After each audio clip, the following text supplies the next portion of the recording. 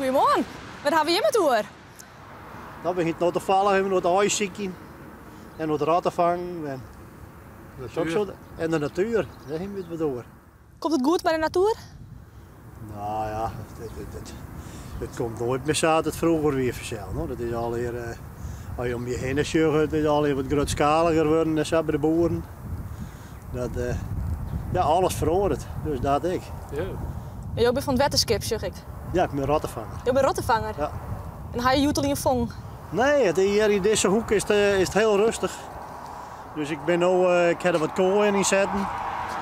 En nou ja, die kooien maar het werk doen vanzelf. No? Dus als er nog een paar binnen, dan hoop ik dat ze in die kooien zwemmen. En hoeveel vangen jouw wieks dan? Nee, het heeft geen enkel naar zijn peer. Maar het is net zoals vroeger. Vroeger werd we stappen hier dat we 104.000 in 1 jaar. Hier in Friesland. In heel Friesland? Ja.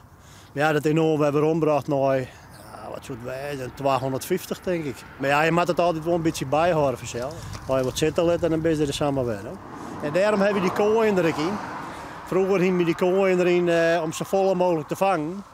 Maar het is nu meer, de kooien hebben nog meer hier in deze hoek een signaalfunctie. Dus als je ergens in je vangen, dan speuren we de hele polder uit om die lasten te vangen. En doe je dat al lang? Hier is 34. Zo? Doe ik het nou. Nou ja, dit is mooi werk vanzelf. Je bent altijd in de natuur, mooi boeten door. En dream je nachts aan de rotten? Nee, nou niet meer. Vroeger werd het dan zetten we klem en kooien. Zo, omdat ze zo wat winnen en dan toch maar appetiet van bij het en dan, nou ja, dan is het mooiste vanzelf om te zien hoe vol het erin zit.